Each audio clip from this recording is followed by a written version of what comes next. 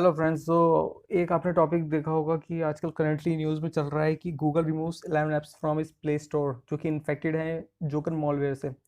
तो हम इस पे डिस्कस करेंगे कि गूगल ने इन ऐप्स को रिमूव क्यों किया है, और आखिर इस ये जो प्ले स्टोर में पहले से अवेलेबल ऐप्स थी, क्या ये दूसरी ऐप्स पे भी इसका इम्पैक्ट पड़ा है।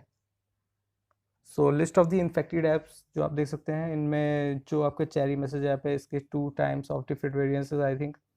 सो Joker malware everything you need to know about that. So इसको अभी 2017 से इसको गूगल फाइंड आउट करने की कोशिश कर रहा था, और ये अब जाके मिला है, और इसका ये थोड़ा सा अपग्रेडेड वर्जन भी है। तो this time along this joker malware has adopted an old technique from the conventional PC threat landscape to avoid detection by Google. The newly modified joker virus uses two main components to subscribe app users to premium services. So पहले से premium service automatically आपको subscribe हो जाएगा। These components are notification listeners services and dynamic dex file loaded from the CNC server. The To minimize the Joker's code, the developer hide the code by dynamically loading it onto a DEX file, while at the same time ensuring that it is able to completely load when triggered. The code inside of the DEX file is encoded as base64 coded strings that start decoding and loading as soon as the victim opens the affected app.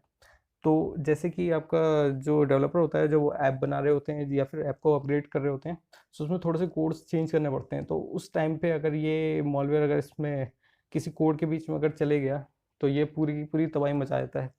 मतलब ये छुपा हुआ होगा, ये आप ढूंढ नहीं पाओगे ये कहाँ पे है।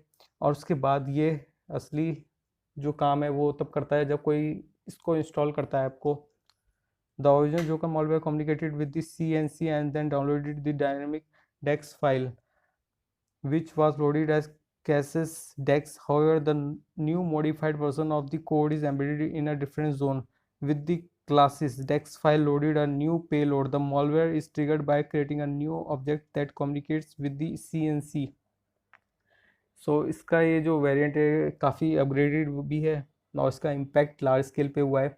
इसलिए गूगल ने इसको अपने उससे हटाने की कोशिश की है अब काफ़ी टाइम बाद, और फाइंड आउट करने में काफ़ी टाइम लग गया है। तो इसमें हम दोनों चीज़ समझ सकते हैं कि या तो ये छुपने की कोशिश कर रहा था और गूगल इसको ढूंढने की कोशिश कर रहा था, और दूसरा ये भी समझ सकते हैं कि ये या तो फैलने की कोशिश कर रहा था, एक्सपैंड करने की कोशिश कर रहा था, और गूगल इसको फाइंड आउट नहीं कर पाया। तो इसकी एक तरह से सक्सेसफुलनेस भी है, क्योंकि ये इतने टाइम तक इसमें कैसे रहेगा प्ले स्टोर में, और इतनी ज़्यादा सिक्योरिटी मेजर्स जो अपनाए जाते हैं वो उसको कैसे ब्रेक कर गया ये।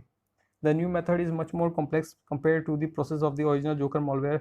It requires for one DEX file to read a manifest file and then start decoding the payload. So after the payload is decoded, it then load a new DEX file and then infects the device. सो एक डेक्स file जो होती है उसके through ये अपने आप को expand करने के लिए एक रास्ता चुनता है। और ये काफ़ी एक तरह से अगर आपके मोबाइल के अंदर अगर एक बार आ गया, सो आपको प्रीमियम सर्विसेज तो देगा ही देगा ऑटोमेटिकली। उसके साथ साथ आपकी जो क्रेडिट कार्ड्स या बैंक डिटेल्स है वो सारी की सारी इसके पास आ जाएंगी। According to the checkpoints reports, the base 64 string were located inside an internal class instead of being added into the manifest file. This means that the malicious code only needed the device to read the strings, decode them, and then load the reflection to infect. So checkpoint recommends you to check all your apps thoroughly and see if they are from a non-trusted developer. If you feel that you have downloaded an infected file, you should immediately install it. Then you should check your mobile and credit card bills for any irregularities. If there are any, talk to the bank and unsubscribe to those charges. So this was a very effective virus, or we can say that malware that impact large scale on the Play Store। और इस वजह से कई जो 11 apps हैं, इसके अलावा क्या पता और ऐप्स भी हो सकती हैं जिनको गूगल ने अभी तक आइडेंटिफाई नहीं किया हो। सो आपको अगर इसमें अवेयरनेस अपने आप से बनाए रखनी है, तो वेरीफाइड डेवलपर सोर्स से ही ऐप डाउनलोड करें, और इसके जो अपडेट्स आते हैं वो किसी प्ले स्टोर के अलावा किसी और जगह से डाउनलोड ना करें। तो उसमें ये भी एक तरह से हानि रहती है कि जो ऐप्स मॉडिफाइड की रहती हैं या फिर उनमें कुछ चेंजेस रहते हैं वो आपको दूसरे स्टोर से ही मिल पाएंगे ज़्यादा से ज़्यादा।